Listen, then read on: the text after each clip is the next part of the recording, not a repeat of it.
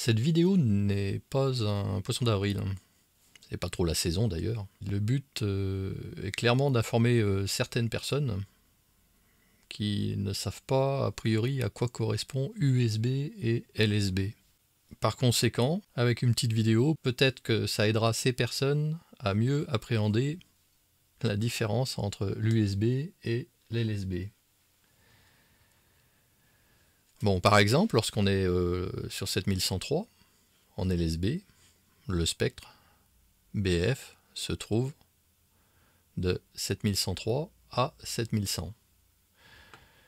Quand on se trouve en USB, le spectre se trouve de 103 à 106. Voilà. Maintenant,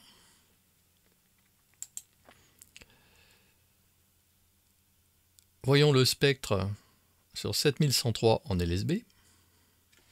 Donc vous voyez comme moi, qui se trouve de 7100 à 7103. N'est-ce pas?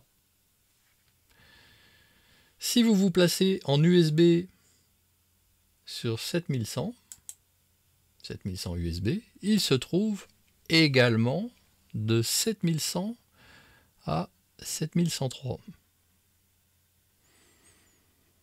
Par conséquent, si vous avez la bonne idée d'émettre sur 7100 en USB, assez logiquement, s'il y a déjà quelqu'un sur 7103 en LSB, dans la mesure où vous occupez la même plage de fréquence, vous allez gêner le QSO déjà en cours. Alors c'est une évidence pour la majorité des radioamateurs. Mais manifestement, c'est pas une évidence pour tout le monde.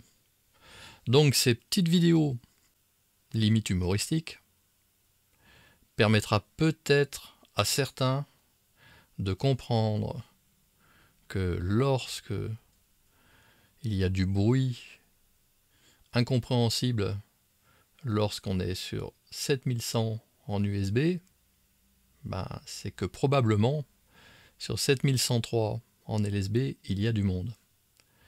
Voilà, alors si jamais vous voulez émettre sur 7100 en USB, sans respecter pour le coup les recommandations IARU, mais c'est vrai qu'en France, on peut émettre où on veut.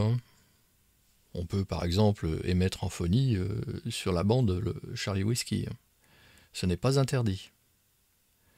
Maintenant, il y a des conventions internationales qui, évidemment, sont, à mon avis, à respecter. Nous sommes une communauté et en tant que radio-amateur, on devrait respecter ces quelques règles de bon sens.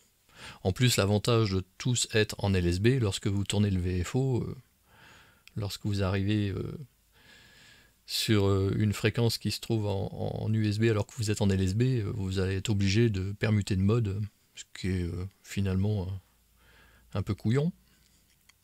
Donc au moins l'avantage c'est que là, lorsqu'on scanne la bande, tout le monde est dans le même mode. Pour le 7 mégas, il a été décidé que ça serait l'LSB. Eh bien, mettons-nous en LSB. Mais dans tous les cas de figure, si vous décidez de passer en USB, ce qui n'est absolument pas interdit en France, vous pouvez le faire, mais dans ces cas-là, si vous convoitez le 7100 USB, faites un tour sur le 7103 en LSB,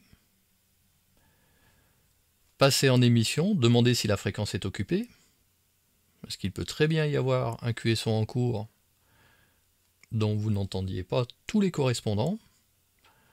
Si vous commencez directement à émettre sur le 7100 en USB et qu'il y a quelqu'un que vous n'entendez pas, vous allez forcément perturber un QSO sur 103 en LSB. Bon, un peu long la vidéo. Je pense que elle a été relativement claire. j'espère du moins. Donc, soyez âme spirit. Et dans tous les cas de figure, quelle que soit la fréquence, si vous entendez le moindre bruit, regardez autour. Si vous entendez du bruit, rien ne vous empêche d'aller écouter sur 101, voir si un QSO, sur 102, si un QSO, sur 104 ou sur 105. Donc, évidemment que la bienséance veut que dans les 3 kHz que vous convoitez, il n'y ait strictement aucune émission en cours. Sinon, dans le cas contraire, vous allez forcément gêner quelqu'un. Donc, résumons une fois de plus, pour les têtes dures, spectre du 103 en LSB, il est là.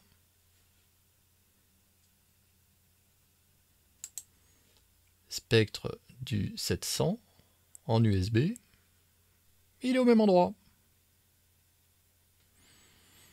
Bien. Voilà. Je pense que c'est clair.